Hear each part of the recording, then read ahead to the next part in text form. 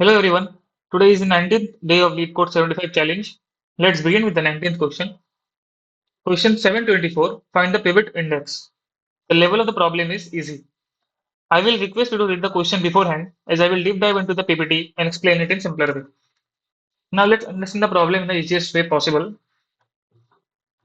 So you are given an integer array nums and you have to find the pivot index, and that index is where the sum of all elements to the left is equal to the sum of all elements to its right. Basically, if this is an array which consists of integers, and this is a pivot index. Therefore, left sum and the right sum will be equal, and therefore it is a pivot index. That's what this line says.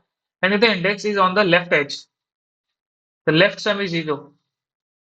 The the same applies to the right edge. The right sum is zero. Basically, if the pivot index is in the left edge, means if it is in here, means that the left sum is zero, right? And if it is in the right edge, which means the right sum is zero. Got it? Because if the pivot index is here, and therefore this value is something which is zero, fine. Now your task is to find the leftmost pivot index, and if no pivot index exists, we have to just return -1. Constraints of the problems are the length of the nums array is from 1 to 10 to the power 4, and the value could be from -1000 to +1000. Fine. I hope you understood the explanation. Just nothing to worry about. They are just saying that there is an array and you have to find a pivot index where sum of left side and the right side are equal. That's all. And if it is in the left edge, which means the sum is 0, and if it is in the right edge, means the sum is 0. That's all. Now let's move to the next slide. Now let's understand the input-output explanation. So here what we have given: 1, 7, 3, 6, 5, then 6. Fine. And output is 3. 3 is the index. Fine. So just let's try okay, 6, right? So 0, 1, 2, 3, 4, 5, right? And this is the value in 6. Let's add this sum. It gives us 7 plus 3 plus 1 gives us 11, right? And here 5 plus 6 gives us 11, correct? So this is one of the answer. And if you try taking second index, let's then the sum will be 8, right? But the sum in the right hand side will be 17. So that is not a correct index for the pivot one. Fine. For this 2, comma 1, comma -1, output is 0. 0 means here, right? So 0 index, first index, and second index, right? So if you can see the right hand side, it's 1 plus -1, which gives us 0, right? And right side is also 0. That is what they were talking about. That is the index on the left edge is left edge. The left sum is 0. The index, if it is in the left edge, this is the edge, right? Therefore, the left sum will be 0, because in the right hand side they might have got some value which sum up to the 0. I hope you understood both of the explanation. There is nothing much difficult about it, right? I hope you understood. We just have to find the pivot index where the left and right sums are equal. That's all. Now let's move to the next slide. To understand what the problem is asking, we should build up an intuition to the problem. Fine. So let's try by imagining a shelf with several books of varying weights. Okay. So there is a shelf. Let this be a shelf, and let this be the weights. Okay. I'm just giving random weights. Fine.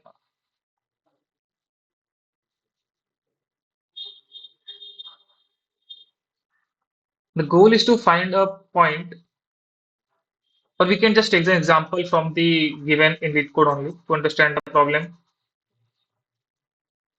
What was the example? Example was, I guess it was 7, 1, 7, 3, and 6, comma 5, comma 6, right? Let's take this example. Now let's understand these are the weights of the book. Okay. So the goal is to find a point where we can place a finger and the shelf would be perfectly balanced. This means the weight of the books on the left side of the finger must be equal to the books of the right hand side, right? That is the nature of the thing. If you find the middle part, therefore the left and right will be balanced automatically. So how we will approach it? understanding the balance. Now, for a self to be balanced, the total weight on the left side of the finger must be equal to the weight on the right hand side, right? So, for example, you don't know what are the weights of the books here. I have just written here for our understanding, but assume you don't know the weights of a book, right? And this is your finger, right? This let this be a finger, and you are standing here. You saw that okay, this is one thing, and it is getting balanced like this. You know, you can take this as an example. When the weights increases, it falls this side down, and it falls this side down. Fine. So again, standing in 6, you can see that it is getting balanced. So everything is fine. Now you tried moving the finger towards the right hand side. You are in the fifth value. Now what happens? Our self becomes inclined towards the right hand side this way. Why? Oh, sorry, not right hand side, left hand side. Sorry, this way. Why? Because here we have now maximum weight of the book till here. So from here we're imagining we don't know the weights of the book, right? I just written the book. I will written the weight of the book. We will get into it little part. Okay. Now what you do? Okay, you saw that. Okay, by removing coming this side, the weight increases. So you tried moving to the left hand side from 5 to 3. Now what happens? You can see the weight increases this side, right? So now you know that okay, if I come to this part, it's falling in this direction, and if I come to the if I go to the left side, and if I'm standing in 3, another weight is inclining towards this side, and if I come into the fifth value, weight is inclining in this side. So you thought of coming to the sixth value, or the index with value 6, right? Here you can see the weighing scale is straight, means you got the pivot index, and therefore it also inclines that the left hand side weight, let it be x, is equal to the right hand side weight, which is y. Right? This is a universal truth. If you get a point in a slate which we are trying to balance, or in a bookshelf which we are trying to balance, and when we get it balanced, it's a common universal truth that left hand side weight and the right hand side weights are equal, right? The pivot is the point where the left side weight equals to the right side weight, right? Now why balancing is important. Now let's left side more weight, the self tips to the left, and right where more weight, right? And right side when more weight, the self tips to the right.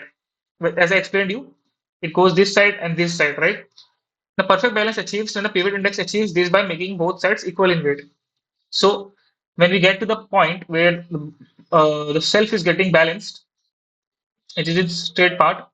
You know, this is the index, and the sum of the left side and the right side have to be equal. It has to be equal because you have to get this point in your head that when we are in a balancing part, and where we find a point where the thing is getting balanced and it is in straight way, so if we have to assume, and it is a fact, that the left side sum and the right side sum will always be equal. Fine, I hope you understood this thing, how we came up to this intuition, and like why we're taking this intuition of the book shelf getting balanced. Now how we will approach it into our code, right? Now, this is the practical thing which we explained by taking the example of a bookshelf, right? Now, how we will implement it in our index. So, before going to the points which I have written, look here. Let this be the array which we were taking already, 1, 7, or let's take some different example. Let's take 1, 8, and 2. Fine. It gives us 11. It's 11 only, right? So, we can take here 3, 4, 5, 9, and 2. Okay, great. Now you start thinking, okay, let me take the sum from the left hand side. Okay, let's try taking the sum from the left hand side. What we get, let's see. So as you go towards the left, we get 1 plus 8 plus 2. We get 8, 9, 10, 11. We get 11, 14 here, plus 4, 18. Then plus 5, we get 23. 23 plus 2, 25. Great. But okay, that's done. But we're stuck here, right? We know the sum, but we don't know the midpoint. So what else you can do? What else we can do is that instead of calculating the total sum directly, like I said here, we calculate the cumulative sum from the left and right side and store these values in separate arrays.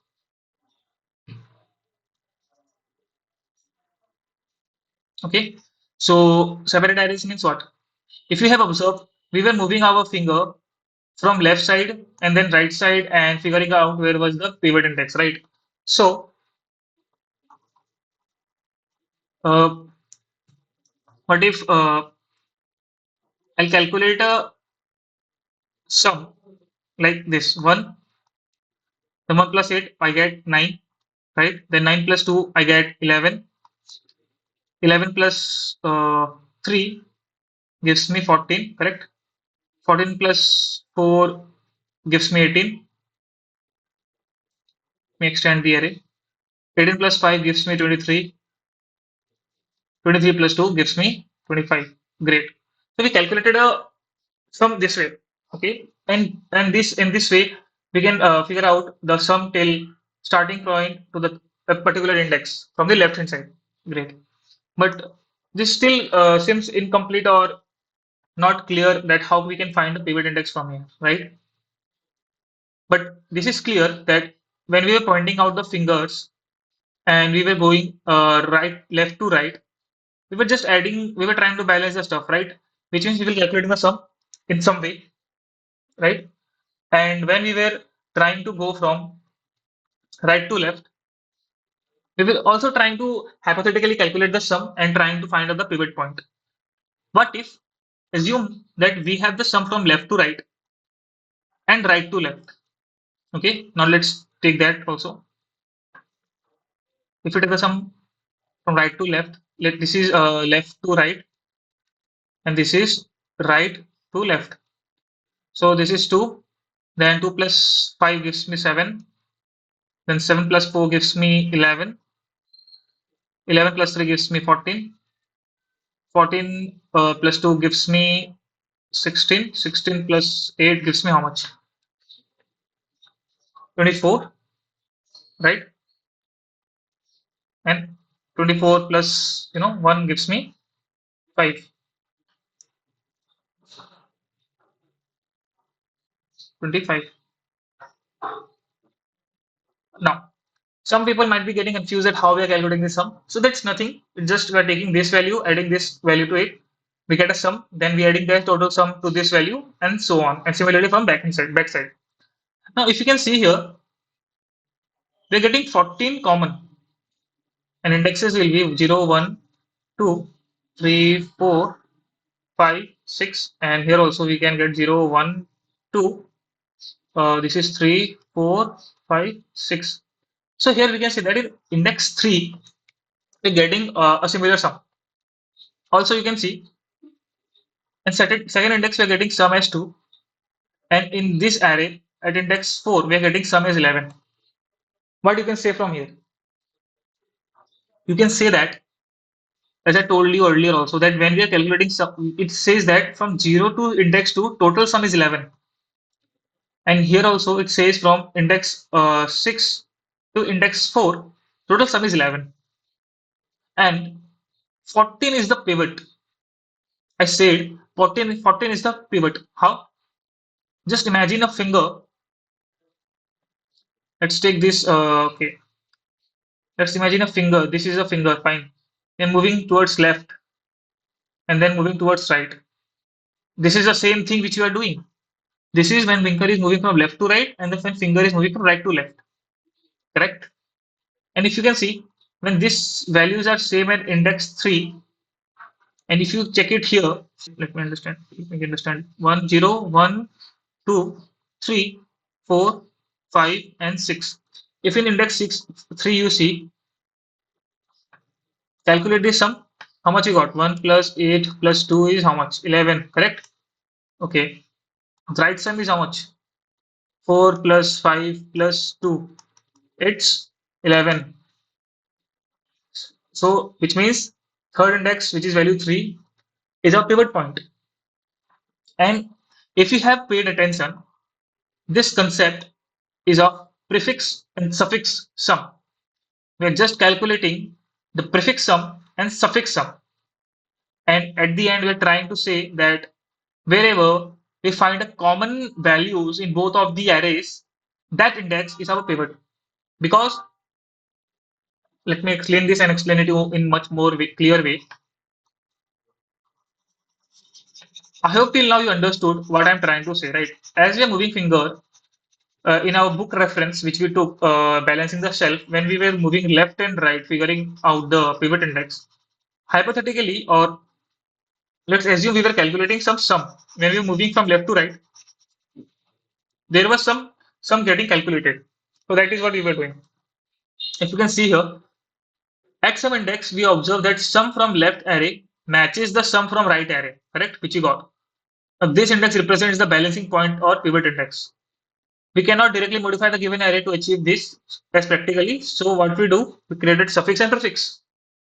The key observation is that at pivot index, the sum of the elements on the left side is equal to the sum of the elements on the right hand side. We observe that part, right? Now what we figured out? We figured out that this problem closely follows the prefix and suffix concept. We need to find an index where the sum from left equals to sum from the right. Now the sum from the left up to the pivot index will always be equal to the sum from right up to the pivot index in suffix sum. Now this is a fundamental observation as it defines the nature of pivot index itself. So what it basically says that when we got the sum in let this be sub prefix or left to right, we got here 14, right? And in this case also we got 14, which was suffix, which was from right to left, correct? Okay. I hope you are getting it that in this part it says that when we are coming from left hand side, this is the sum, which is 11. And when we are coming from right to left, this is the sum 11. Now there will always be a case that in suffix and prefix array, there will be always be a point or case where in any index, the sum will match up to that index. And that will always be a pivot point. Okay, that's what is said here. The sum from the left up to the pivot index in the prefix sum will always be equal to the sum from the right up to the pivot index in the suffix sum. Great. This is a fundamental observation as it defines the nature of the pivot index itself. So I hope you understood the intuition and the reference which you took of taking a finger and trying to balance the bookshelf which we have. Great. Now let's move to the next slide. Before going to the approach, let's understand what is prefix and suffix sum concept. Right? The prefix sum and suffix sum techniques are powerful approaches used to pre-process an array to answer range queries efficiently. Fine. They're particularly useful in problems related to the sum calculation over a range. How it works? Prefix sum, pre-compute the prefix sum array. Prefix of I is basically prefix of I minus 1 plus array of I. If this is an array of prefix initialized with zeros, so we don't get any garbage values.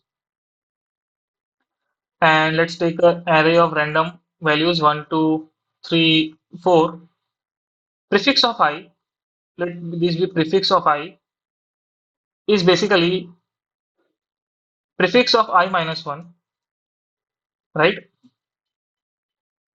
Prefix of I minus 1,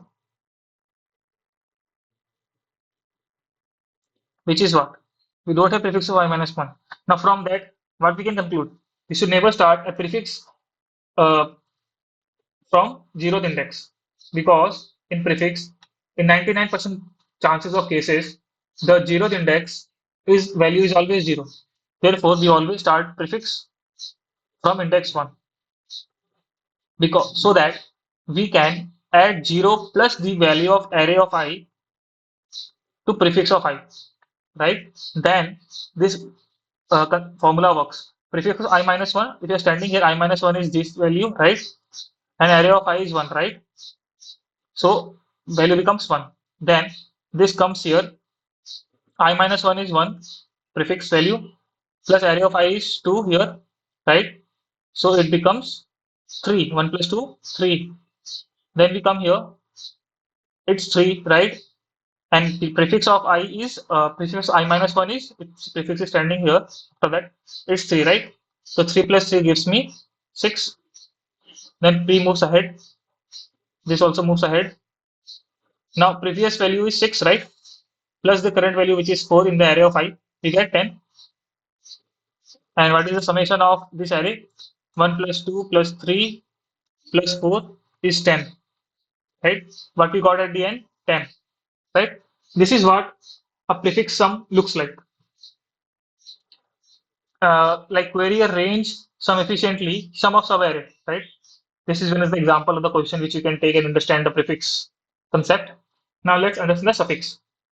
Suffix is exactly the opposite of prefix and nothing else. Prefix calculates the sum from the front side or left to right, but suffix calculates from right to left. So if we take this as some array of suffix, let's take this and let's take an array. And what suffix is? Suffix says that suffix of I plus 1 plus array of I. And now there is a confusion. Why I plus 1? Right?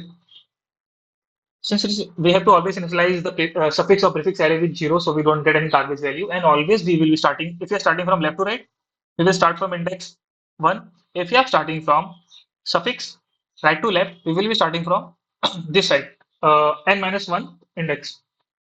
So that when I do suffix of I plus 1, it takes this value, an array of I, right, which is 3.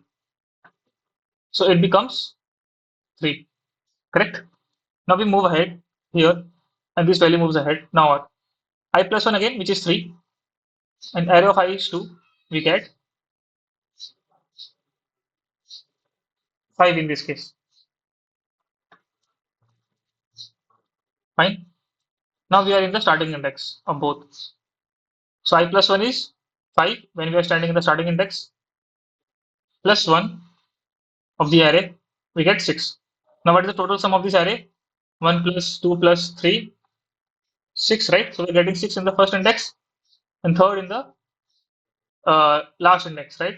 So this is how suffix works, and some of the you can calculate or you can understand the concept by doing the question sum of sub array left to right suffix, or just implementing the same question in the way of suffix is implemented. That's all. So this is what how suffix and prefix works, and why is it efficient? Instead of recalculating the sum for every query, prefix and suffix sum allow O of one query after O of n pre-processing. For example, if you wanted to calculate the sum from 0 to suppose third index, and again another query is at 0 to 4, right? Let it be query 1 and let it be query 2. So you don't have to calculate again and again. Instead, like here, we will store the sum from 0 to third index in the prefix array and 0 to 4 in the prefix array. So when we go to the fourth index of prefix, we will be knowing that the fourth index value is the summation of 0 to 4, right? Also, I will try to explain you one more thing in the prefix array is that suppose this is an array given to us, fine, 4, 5, and 6, right? And when you create a prefix array is usually of this type, 3, 4, 5, 6. Then when we create the summations of this in prefix array, the resulted will be 1 plus 1 comes here, 1 plus 2, 3, 3 plus 3, 6, 6 plus 4, 10, 10 plus 5, 15, 15 plus 6, 21, correct? And also the summation of, and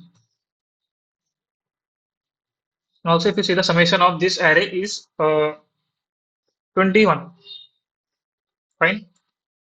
Now this also indicates one more thing, so that we don't have to iterate again and again to find what could be the sum from index 0 to suppose index 3 or from index 0 to index 6, fine. That what helps us in prefix array, we don't have to calculate that again and again because we already know that at index 0 sum is 1, at index from 0 to index 1 sum will be 3, from index 0 to index 0, 1, 2, 3, 0, 1, 2, 3 will be sum will be 10, right? And if you take want to calculate the sum from index 0 to last index, the sum will be 21. And also this question could be modified, like there could be some scenarios calculating the sum from index this to index this, right? In that cases also, prefix sum helps us a lot, right? I hope you understood how prefix and suffix is working. Now let's move to the next slide. Variations of prefix and suffix sum, right? Prefix sum of fixed window. Index sum of every subarray of size k using prefix of in of one time, one thing. And two pointer variation with prefix sum. Use prefix sum with two pointers to optimize problems like subarray sum within a range. Fine. Now, if you're confused that I have not talked about suffix, look, what a prefix can do, a suffix can also do the same thing, right? Just the difference is that prefix starts from left to right and suffix starts from right to left. That's all. And depends upon the question, which concept you are using there and what the question is asking, right? So these are the variations of the prefix and suffix sums you can use. Now let's move to the next slide. Where prefix and suffix sum is used, fine. It can be used in subarray or subsequence problems like sum of a given range, check if subarray sum equals a target, then string problems, cumulative frequency count using prefix sum, efficient substring hashings. There could be pairing and range problems like finding equilibrium index in an array, number of subarrays with a sum in given range, or frequency count, prefix of XOR for subarrays or queries, or suffix if needed. Find anagrams using prefix frequency count. These are the questions you can Google, the type of questions you can get where we use prefix and suffix, right? I hope you understood the concept of prefix and suffix. Now let's move to the next slide. Now, since we got the intuition of the problem, let's look into the approach, how we're going to solve it. Approach is exactly what we discussed in intuition. Okay. First of all, we will just try to take the length of the nums array and store it in n. Fine. Then prefix, we will declare a prefix array of n size, let whatever the n is, and assign it with 0. And because this array holds the prefix sums of the nums array, the prefix or I represents the sum of all the elements from 0 to nums of I. Great. We take the suffix also. This is prefix. Let's take suffix also. We will initialize this also with zeros. This also does the same thing. This array holds the suffix sum of the nums array. Suffix of I represents the sum of all the elements from nums I to nums n minus 1. Got it? Prefix says 0 to I, total sum, and suffix says n minus 1 to I. Okay, that's all. Now we will calculate the prefix and suffix sum. How to do that? The prefix of 0, we are initializing with nums of 0. The first element in the prefix at index 0 is always the value which is present in the nums at 0th index, because suppose this is a prefix array. If you have remembered the intuition, the first value will always be the value which is first in the array. Okay, let this be the array. Okay, if it is 1 here, it will be 1 itself. Then only when we go to the next index to store the sum from 0 to I, we will take this sum 1 plus the second index value of the array, let it be a. So we will get 1 plus a as the result stored here. Got it? Similarly, suffix of n minus 1 will always be the nums of n minus 1. This is also the same thing. In prefix, we were just taking the first value, and in the suffix, we will take the last value. For example, if we take this is the nums array, given array, okay, let x is the value here, right? And y is there, z is there, w is there. Fine. In suffix, what you will be having, you will be having zeros stored within it, right? And first index will be x. Now, if I tell you, give me the index value of, suppose this is 4. Give me the index of 3. What you will say? You will first calculate the total sum from the right hand side, right? So that is why x is stored here, so that when I ask to give me the sum of this value, we will take x from the suffix array plus this value y, and we get in the last second index y plus x. For the third index, what you will do? You will take z plus y plus x plus z. Okay. Now it comes to here. That is why in the suffix last index we store n minus y value. Now we iterate to calculate the prefix sum. That is, when we start from range for prefix, we start from 1 to n because prefix of 1 is already covered, right? By storing the first index value of nums. That is why we start from the first index of prefix or I equals to 1. And I equals to 1 equals to I minus 1 plus nums of 1. Great. This is the thing which I explained for prefix. This basically add the current element to the previous prefix sum to calculate the new prefix sum. Iterate to the suffix nums. Now here we will iterate from the last second index because we already initialized n minus I value here in suffix array, right? Now we will start from here and we will take the sum from backside. Start from the second last index and move backward. When we do I plus 1, basically means when we're standing here and when we try to do I plus 1, it means I current value plus I plus 1 the previous value. Got it? And nums of I is the current index value in the nums array. Adding the current element to the next suffix sum to calculate the next suffix sum. I hope you understood the step 1 and step 2, how we are defining the variables and why we are defining the variables, and how we are calculating the prefix and suffix sum. Now coming to the third step, find the pivot index and return. Fine. Iterate through the array, which we are doing. We check like after calculating, the prefix and suffix sum. For example, we had some value here 1, 2, 3, 14. I'm just writing random numbers here, and this is the prefix, right? And this is the suffix. There are also some values, and here somewhere there is 14. Okay, so we iterate through I to n minus 1, and if we find prefix of I equals to suffix of I, wherever, like in this case, we will find it here, which is the index number 0, 1, 2. So sum at that index is equal to the prefix sum at that index I. So then the pivot index is found. What we do? We just return I, returning the index where the prefix and suffix sums are equal, basically the pivot index, which is 2 in this case. And we return minus 1 if no pivot index is found after checking all the indexes, right? Because if we reach till here and we came out of the loop, therefore that means that we didn't got the pivot index, right? Therefore, we return minus 1 in that case. I hope you understood the approach, what and why we are doing and how we are doing. Now let's move to the next slide. Now, how prefix and suffix sum is helping us is like in a nutshell, like briefing the things. The pivot index is found by ensuring the sum of all elements to the left equals to the sum of elements to the right. Using prefix and suffix sum helps compute this efficiently. First thing. Now, instead of recalculating the left and right sum for each index, like if we have not taken the prefix and suffix thing, we might have to come like this. One sum is done, great. Again, we will iterate sum from here to here. So it basically becomes O of n square kind of solution, right? So we pre-compute cumulative sums, reducing the redundant computations. Now, since prefix and suffix sums accumulative values progressively, there is always a point in between where the sums can be equal, optimizing our solution and improving the efficiency. As I said earlier, when we try to calculate prefix and suffix, there will be a point while going this side and coming this side that the sum of both the arrays will be equal at some point. That will be the pivot index, and that gets to reduce to some time complexity very much. Fine. Otherwise, you have to recompute everything again and again. That might take n square solution, or it might be an inefficient one.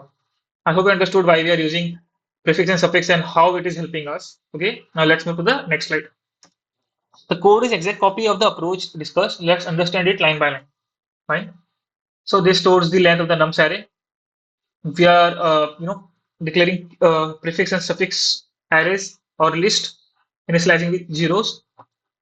Now prefix first value will be 0 and suffix last value will be the nums of last value. That's all, as I discussed earlier. Here we are computing the prefix sum and the suffix sum, and at the end we are iterating one more time to check where the The sum in both the prefix and suffix arrays are equal, so we return that index. If we don't get any such thing, we return -1. The time complexity is O of n, but if you how O of n? First O of n is calculating prefix sum because the size of the array is n, plus calculating the suffix sum, then plus O of n again for checking for the where the sum is equal, the third loop, which equals to O of n at the end. And space complexity is O of n because we are using prefix and suffix array. That's all. Now there is one more solution which only uses O of n solution, time complexity, and space complexity as O of 1. But I have not taken that in this approach or discuss that solution because in the interview we have to approach or tell them that we know the concept of prefix and suffix, right? This question is based on completely prefix and suffix, and we have to make them understand this concept and logic. And that is why I tried taking this prefix and suffix solution and do it. And if you take, there is only O n space we are using extra. That is gets optimized in the more efficient solution, but that does not use the concept of prefix and suffix. I hope you understood this code. Now let's move to the next slide. Now since you have the understanding of the code, let's look at the dry run of the example. Okay, this is one. This is a given array 1 7 3 6 5 then 6. Let's create a prefix array 3 6 size. Okay, 3 4 5 6 I guess 0 0. Okay, this is P means prefix, S means suffix.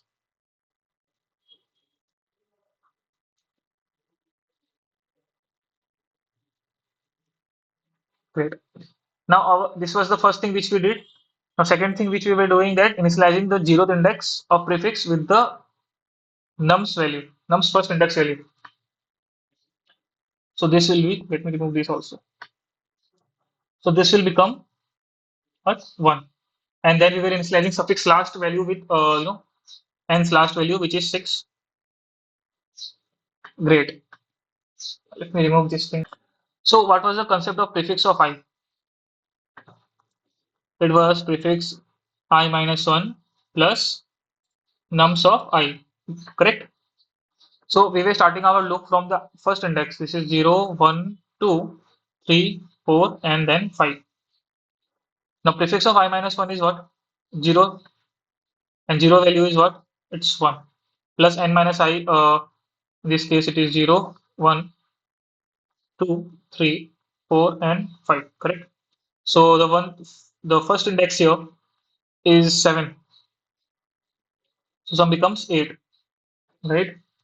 So we will make this 8,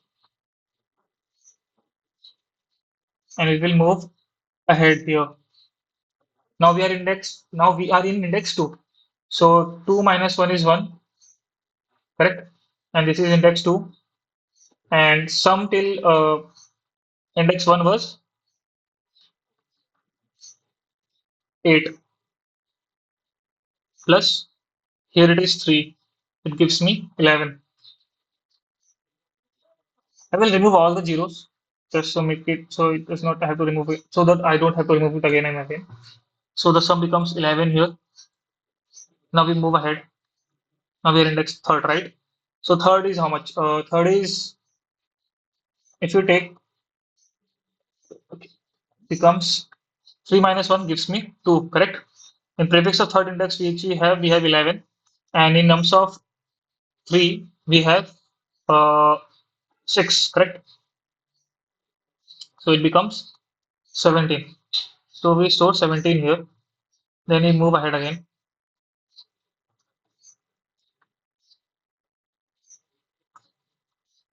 Now we are index 4, correct? 4 minus 3 gives me 3. 4 minus 1 gives me 3. Plus index in 4. In 4 we have value 5. And index 17 we had previously. So it gives me 22. Correct? Yeah, 22. Similarly, we come here. we get plus adding 22 plus 6, we get 28. We are done with the prefix array. Now let's go with the suffix array.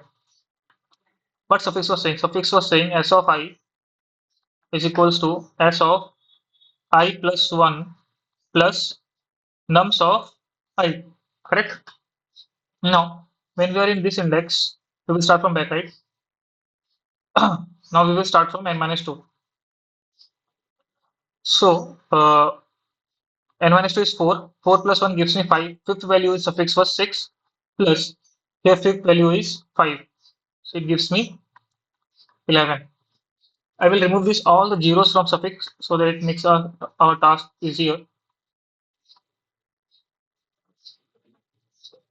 So this becomes 11. Correct? We move ahead. Now index 3 plus 1 here.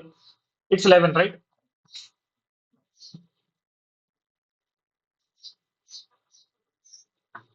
So we make it 11.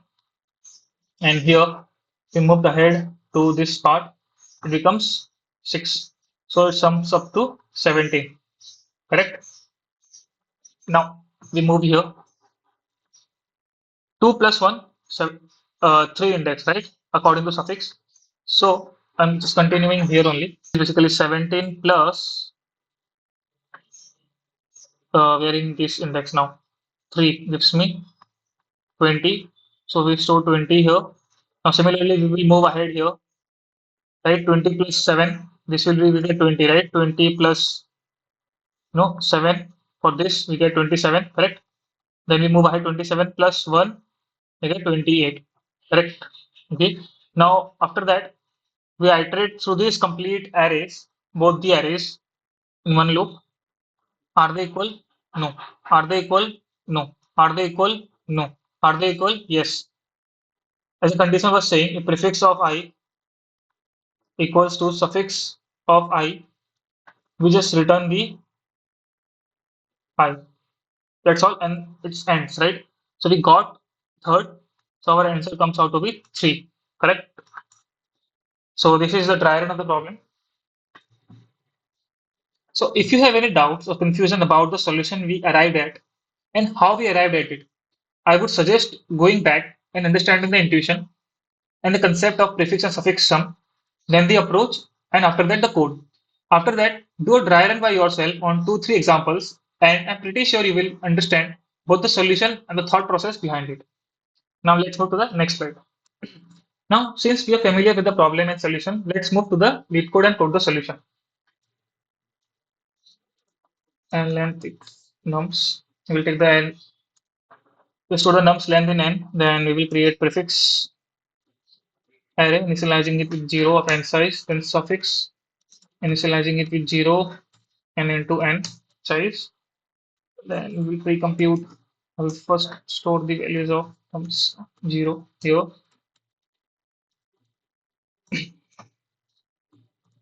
Nums n minus 1. As I discussed in the code while we were doing this. Now for I in range.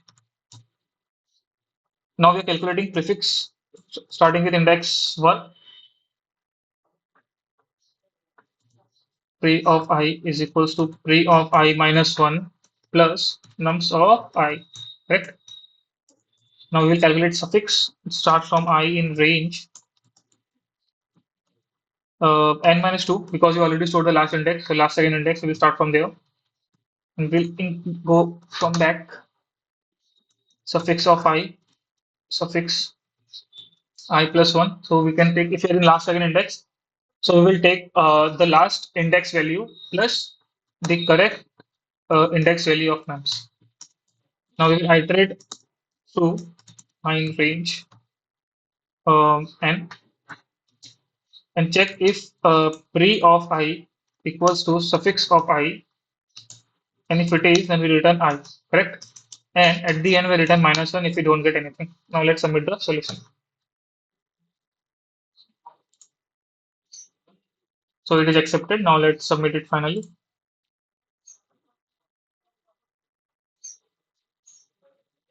So our solution has been accepted successfully.